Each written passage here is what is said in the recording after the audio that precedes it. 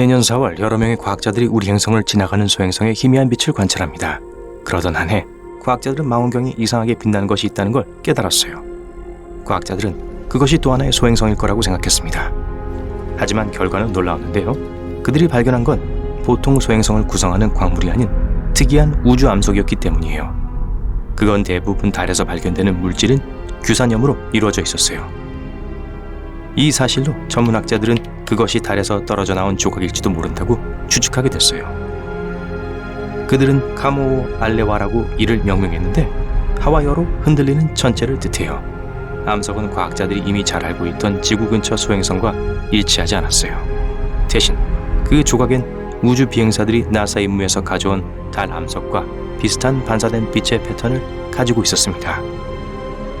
이 조각은 준위성으로 밝혀졌는데 지구와 태양 둘 다 공전하는 소행성의 일종이에요. 지구를 반복적으로 돌고 꽤 특이하게 기울어져 있어요.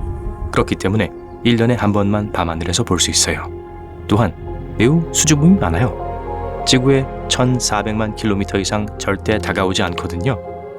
그건 거의 달까지 거리에 40배만큼 멀리 떨어져 있어요. 게다가 이 우주물체는 종종 그림자 속에 숨어요. 과학자들은 그 조각이 오랫동안 이 궤도에 머물지 않을 것이란 걸 알아냈어요. 그건 아마도 약 500년 전에 현재의 위치에 도착했을 거예요. 그리고 그 궤도는 앞으로 300년 안에 바뀔 거예요. 이 파편은 우주에서 혼자가 아닐지도 몰라요. 적어도 3개의 유사한 지구 근접 물체가 더 있어요. 모두들 같은 곳에서 왔을지도 모릅니다. 연구원들은 그 암석의 본질에 대해 아직 확신하지 못해요. 하지만 만약 우주선을 보내 샘플을 수집해서 지구로 가져온다면 이 특이한 우주 물체에 대해 더 많은 걸 알아낼 수 있을 거예요. 중국 국가항천국이 2020년대 후반에 이것을 계획하고 있어요. 달은 혼돈 속에서 태어났어요. 달이 어떻게 등장했는지에 대해선 여러 가지 이론이 있어요.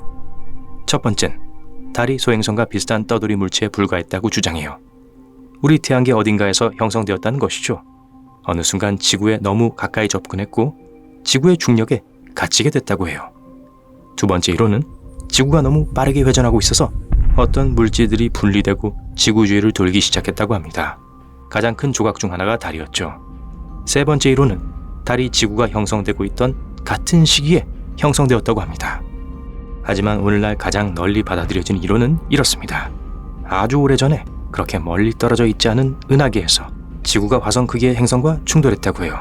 충돌로 인한 파편과 먼지 구름이 지구 주위에 모여들기 시작했어요.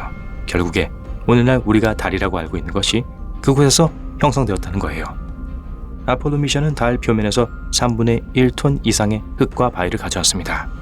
이 암석은 달이 지구와 거의 같은 재료로 만들어졌다는 걸 보여줬어요.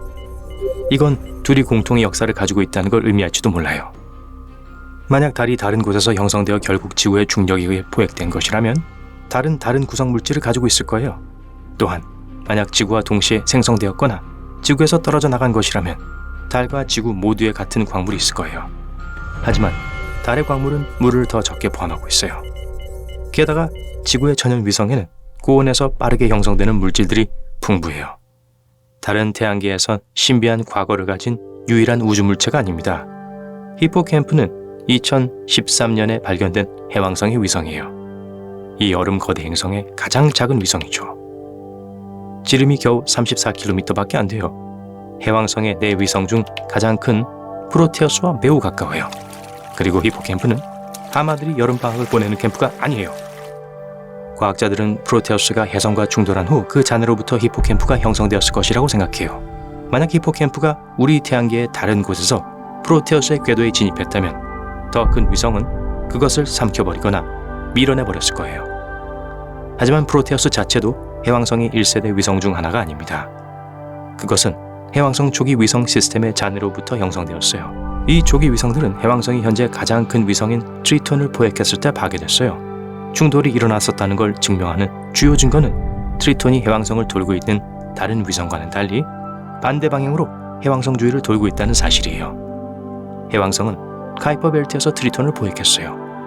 카이퍼 벨트는 전왕성 너머로 펼쳐진 얼음 물체와 암석 파편으로 가득 찬 지역이에요. 그건 히포캠프가 3세대 위성이라는 걸 의미해요. 그러니까 8촌쯤 되는 셈이죠. 태양도 바람만장한 과거가 있어요. 우리 태양은 약 46억 년 전에 나타났어요. 지구가 형성되기 전 5천만 년 전에 있었던 일이었기 때문에 태양의 초기 단계를 연구하는 건 어려워요. 하지만 최근 한 연구팀이 45억 년 이상 된 결정체를 발견했어요. 운석 깊은 곳에 숨겨져 있던 그 결정체들은 우리 태양의 과거에 대한 몇 가지 사실을 밝혀냈어요. 행성들이 형성되기 전 우리 태양계는 중심별과 그 주위를 돌고 있는 먼지와 뜨거운 가스로 이루어진 거대한 원반으로 구성되어 있었어요. 먼지와 가스가 식으면서 그것은 지구에 떨어진 운석에서 발견되는 결정들을 포함한 광물로 변했어요. 그 고대 물질들은 일부 나중에 등장한 물질들과 달리 방사능에 노출되어 있었어요. 연구원들은 그 결정체들이 형성된 후에 태양에 무슨 일이 일어났을 거라고 생각합니다. 아마도 그땐 태양의 활동이 그다지 격렬하지 않았을지도 몰라요. 아니면 어떤 이유에서인지 나중에 등장한 물질들이 방사능 노출이 가능한 지역으로 이동하지 못했을 수도 있어요.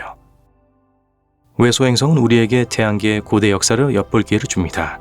약 40억 년 전에 목성, 토성, 해왕성의 중력이 합쳐졌어요. 그로 인해 소행성들과 해성들이 태양계를 가로지르며 다른 행성들과 충돌했어요. 카이퍼 벨트에 있는 모든 외소행성들, 예를 들어 명왕성, 에리스, 하우메아, 마케마케는 강력한 충돌 후에 형성된 것으로 보이는 그들만의 위성을 가지고 있어요. 예를 들어 하우메아와 비슷한 궤도의 얼음 파편들은 고대 충돌 이론을 증명합니다.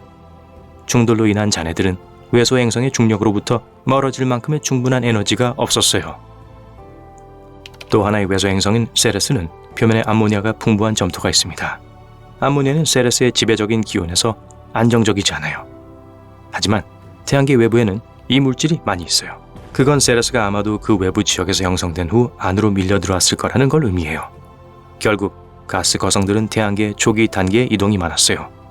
아니면 소행성대에서 외소행성이 형성되었을 수도 있어요. 그리고 어떤 강력한 충돌 후에 암모니아가 이 외소행성에 나타난 거죠. 세레스는 과학자들이 얼음 위성을 더 잘 이해하는 데 도움이 될 수 있을 거예요. 지구의 해저에는 고농도의 탄산염 광물이 있고 세레스의 일부 지역에도 탄산염 광물이 있어요. 이는 이 외소행성이 일종의 화석화된 해양 세계와 같다는 뜻이죠. 태양계 밖의 행성인 외행성들의 대부분 또한 초기에 꽤 격렬한 충돌을 겪었어요. 이 쌍성계는 우리로부터 300광년 이상 떨어져 있어요. 그리고 이 별들은 적어도 10억 살이에요. 이 시스템은 나이가 적지 않음에도 불구하고 여전히 아직 식지 않은 먼지 구름의 소용돌이 흔적을 보여주는데 이 나이대의 항성계에서 흔한 일이 아니에요. 이 잔해들은 아직 따뜻해요. 이것은 그 지역에서 두 행성이나 비슷한 크기의 어떤 우주 물체들 간에 강한 충돌이 있었을지도 모른다는 걸 의미하죠. 그것도 비교적 최근에요. 자, 모두들 진정하세요. 먼지 입자들은 어린 별 주위를 돌고 있어요. 입자들이 함께 뭉치고 시간이 지남에 따라 더 커져요. 행성이 형성되는 방식이죠. 남은 먼지는 종종 멀리 떨어진 추운 지역에 정착해요. 우리 태양계에서 카이퍼 벨트가 그이했죠. 해왕성 넘어 먼 곳에 위치해 있어요. 태양계가 진화하면서 그 입자들은 너무 작아져서 결국 근처의 별들로 빨려 들어가거나 태양계에서 밀려날 때까지 계속 충돌합니다. 전왕성은 태양계의 다른 행성들과 비교해 볼 때 옆으로 누워 회전해요. 그것을 설명할 수 있는 유일한 방법은 과거에 강력한 충돌이 있었다는 거예요. 일반 행성보다 훨씬 더 큰 것 혹은 비슷한 크기의 다른 우주 물체가 천왕성과 충돌하여 행성을 옆으로 밀었을 거예요. 아마도 지구의 2배 크기의 행성이었을 거예요. 원시 행성이었을 수도 있어요. 원시 행성은 별 주위를 도는 얼음과 암석으로 이루어진 우주 물체이며 미래 언젠가 행성으로 발전하게 됩니다. 어쨌든 충돌로 인한 낙진이 천왕성의 핵을 억제했어요. 그건 행성 내부의 열이 빠져나가는 것을 막았어요. 이것은 왜 천왕성 표면 온도가 극도로 낮은지를 설명해 주지도 몰라요. 우르르, 재킷이랑 담요 좀 주세요.